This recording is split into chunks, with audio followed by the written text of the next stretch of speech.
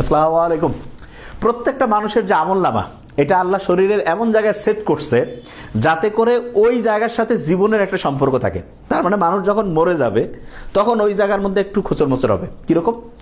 কোরআনের যে 17 নম্বর সূরা আছে, সূরা বনী ইসরাইল, সেখানে সম্ভবত 13 থেকে 14 নম্বর আয়াত আল্লাহ বলছে যে প্রত্যেক মানুষের যে আমলনামা সেটা তার গলার সাথে সেট করছে। আচ্ছা, এই গলার সাথে, গলার মধ্যে একটা খুব অসাধারণ ধমনী আছে যার নাম হচ্ছে কমন ক্যারোটিড আর্টারি। এইটা হচ্ছে জীবন ধমনী। তার মানে এইটা যদি কোনো কারণে কাটা পড়ে তাহলে বলা যেতে পারে ব্রেইনও রক্ত পাবে না এবং সারা শরীর হচ্ছে মুহূর্তের মধ্যে মৃত্যুর দিকে আগায় যাবে।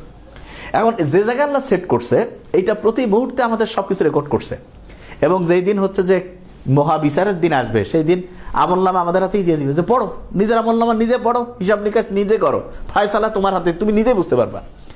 এখন প্রশ্ন হলো যে এই যে আমলনামা এটা যে রেকর্ড করবে, করেটা কি করে? তো এটা বোঝা খুব সহজ।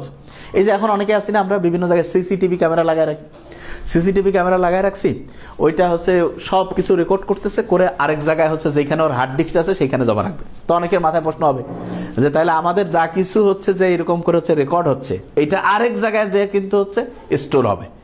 এইটা এমন না, মানে এটা বলা যেতে পারে ক্যামেরার মতো।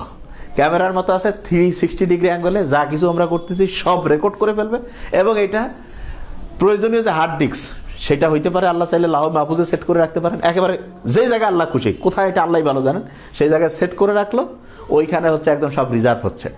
এবং যখনই হচ্ছে মহা জীবন ধমনী যেটা, হ্যাঁ, এইটা হচ্ছে যে যখনই বন্ধ হয়ে গেল কমন ক্যারোটিড আর্টারি, তখন কিন্তু হচ্ছে যে এই যে সিসিটিভি ক্যামেরা সেটা অফ, কারণ মৃত্যু ঘটছে, দরকারও নাই। এই হচ্ছে আমলনামার যে ট্রান্সমিটিং যে সিস্টেম সেটা অফ হয়ে গেল। এখন প্রশ্ন হলো যে এই যে এইটার মানে আমাদের এখনকার যে সায়েন্স যতদূর পর্যন্ত আবিষ্কার হয়েছে, এটাতে আমরা জানি যে ডিএনএ বলে একটা জিনিস আছে। আমাদের যে ক্রোমোসোম আছে সেইটার মধ্যে থাকে ডিএনএ। এই ডিএনএতে আমরা আমাদের পূর্বপুরুষের ইতিহাস, আমাদের শরীরের রোগ প্রতিরোধ ক্ষমতা, কি কি রোগে আমরা আক্রান্ত হইতে পারি, আমাদের যে বৈশিষ্ট্যগুলো, এগুলো সবগুলো হচ্ছে সংক্ষেপে হচ্ছে এখানে মানে ভাষা সাংকেতিক কোডের মাধ্যমে হচ্ছে প্রকাশ করা হয়। এবং খুব মজার ব্যাপার, আমরা যে বাংলা ভাষায় কথা বলি কতগুলো বর্ণ আছে?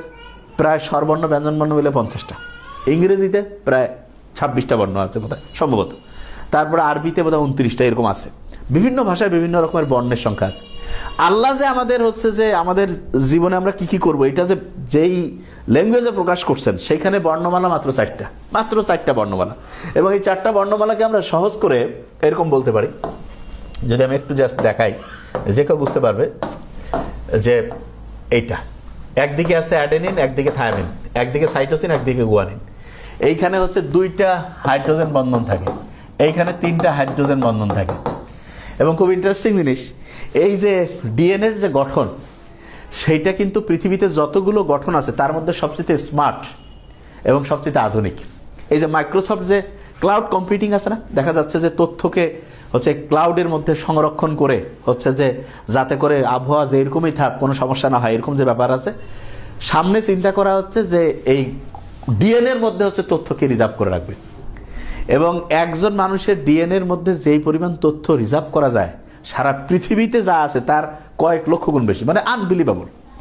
এবং খুব মজার ব্যাপার যেটা, সেটা হচ্ছে যে ডিএনএর মধ্যে যে তথ্যগুলো থাকে, এই পৃথিবীর সবচেয়ে ভালো লোক, সবচেয়ে খারাপ লোক, এদের ডিএনএর পার্থক্য যদি আমরা ধরি মাত্র 0.01%, এত কম। তার মানে একটু কম বেশি পার্থক্যতে বিশাল পার্থক্য তৈরি হয়ে যায়। এবং মজার ব্যাপার হচ্ছে এই যে ডিএনএ যে আছে এইটা থেকে আবার আরএনএতে যাইতে পারে, এবং আরএনএতে যে আছে আরএনএ, সেইটার মধ্যে একটা ইন্টারেস্টিং জিনিস আছে, সেইখানে আবার দেখা যায় যে সেইখানে হচ্ছে এই যে 4টা বর্ণের জায়গায় 3টা বর্ণ সেম আছে, একটা বর্ণ চেঞ্জ থাকে। থাইমিন যে আছে, থাইমিন, এই থাইমিনের বদলে আরেকটা জিনিস থাকে ওইখানে, সেখানে থাকে ইউরাসিল থাকে, ইউরাসিল। তার মানে আমরা যদি বলি যে ডিএনএ এবং আরএনএ এই দুই জায়গায় টোটাল, ডিএনএতে 4টা বর্ণ আছে, আরএনএ তো 4টা, 3টা বর্ণ দুই জায়গায় কমন, আরএনএতে একটা বর্ণ চেঞ্জ হয়ে যায়, সেটা কি? থাইমিনের বদলে ইউরাসিল থাকে আরএনএতে, আরএনএতে কি থাকে? ইউরাসিল থাকে। তাহলে টোটাল বর্ণ কয়টা হলো? 5টা। অনেকটা 5 ওয়াক্ত নামাজের মতো।